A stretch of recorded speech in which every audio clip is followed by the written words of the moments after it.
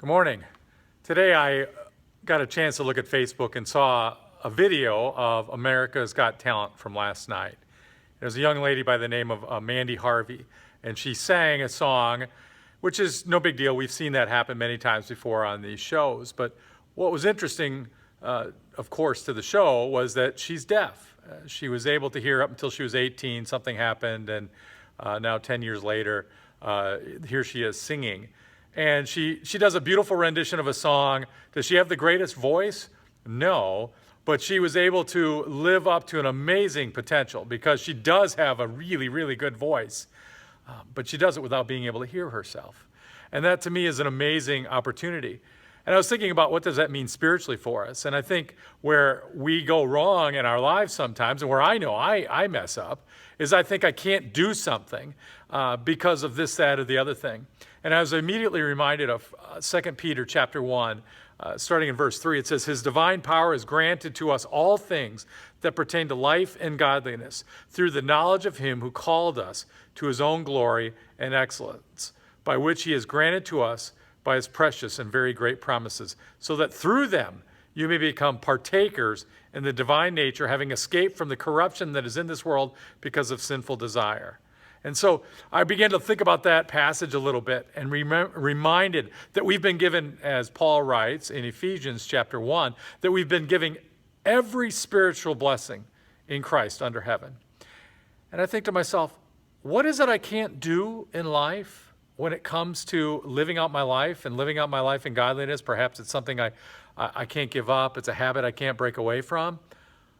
Well, the problem is not that I haven't been given something. The problem is that I haven't been using what I have. And this young lady, as she gets up to sing, she sings, and what she doesn't have is hearing. And when you can't hear yourself, you don't know what you sound like. And singing when you're not able to hear is very, very difficult. I've experienced it when you're trying to do that on the worship team and you're not able to hear yourself. It's really hard to know what to sing. And what she had was a beautiful voice. What she had was muscle memory that was able to remember how to sing. What she had was visible cues to be able to realize her pitch. And what she also had was confidence. And I began to think about that in a spiritual realm. I have been given by God the ability to overcome the obstacles in my life, the things that are holding me back, because he's given that to me. The problem is that I don't have something. The problem is I'm forgetting that I've been given those talents. I've been given that ability. I've been given that power by God himself. Jesus living in me that wants me to break free, wants me to get to that next level. It's not because I'm lacking something. It's because I'm lacking the ability to remember what I do have. And what I have is the ability to overcome it, because greater is he that is in me than he that is in the world.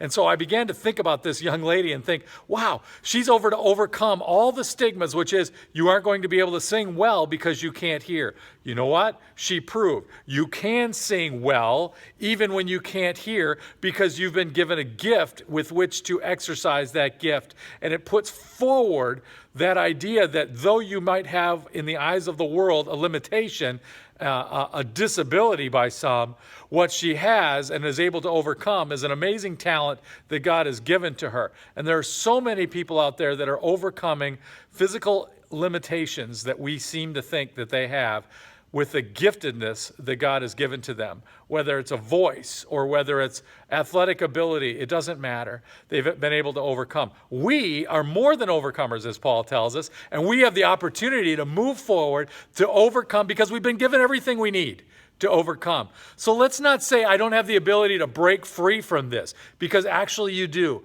It's whether or not our heart is in tune with God's heart that says, you know what, God, thank you for giving me that. Thank you for giving me the desire to overcome what I'm struggling with right now. I want to put this in your hands. Let your power work through me that I might overcome, and use the talents, use the gifts, use the abilities that you've given me that I might live out my life in godliness for your name's sake. So don't ever say you can't.